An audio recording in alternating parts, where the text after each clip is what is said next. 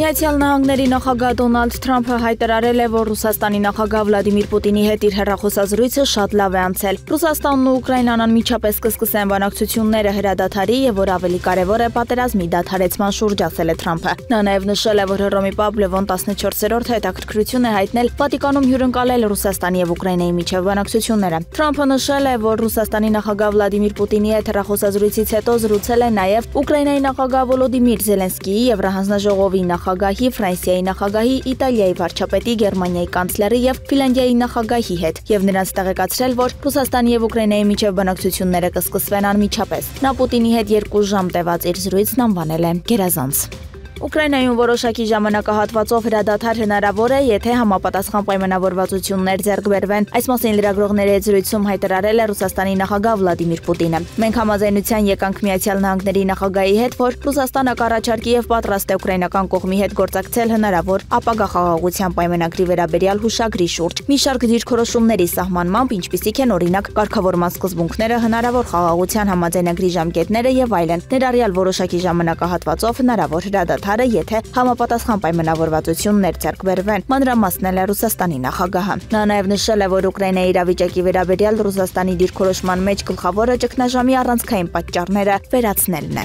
Ուկրաինան զորքերը դուրս չի բերի իր տարածքներից, հայտարարել է երկրի նախագահ Վոլոդիմիր Զելենսկին, ԱՄՆ-ի եւ Ռուսաստանի նախագահներ Դոնալդ Թրամփի եւ Պուտինի հեռախոսազրույցից հետո։ Եթե Ռուսաստանը պայմաններ է դնում մեր զորքերը մեր տարածքից դուրս բերելու համար, դա նշանակում է, որ նրանք չեն ցանկանում, որ պատերազմն ավարտվի, քանի որ նրանք հստակ հասկանում են, որ Ուկրաինան դա չի անի, ասել է Զելենսկին ճեպազրույցի ժամանակ։ Զելենսկու խոսքով իր սահմանադրական պարտականությունն է շարունակել երկրի պաշտպանությունը, վերջնագրեր չեն լինելու ու ոչ ոք չի զիջելու իր հողերը, իր ժողովրդին, իր տները, ընդգծել է նա։ Զելենսկու խոսքով Կիևը սպասում է հուշագրի ռուսական տարբերակին, որի ստորագրման հարցը Թրամփը քննարկել է Պուտինի հետ։ Ադրբեջանի պաշտպանության նախարար Զաքիր Հասանովն Իսրայել կատարած այցի ընթացքում հանդիպում է ունեցել Իսրայելի պաշտպանության նախարար Իսրայել Կացի եւ Իսրայելի պաշտպանության բանակի գլխավոր շտաբի պետ գեներալ-լեյտենանտ Էյալ Զամիրի հետ։ Կողմերը նշել են Ադրբեջանի եւ Իսրայելի միջև հարաբերությունների բարձր մակարդակը եւ մտքեր փոխանակել երկկողմ ռազմական գործակցության զարգացման հեռանկարների շուրջ։ Քննարկվել են ռազմատեխնիկական եւ ռազմակրթական ոլորտներում երկկողմ գործակցության ընդլայնման ուղղված միջոցառումները, նաեւ հեռանկարային ծրագրերը։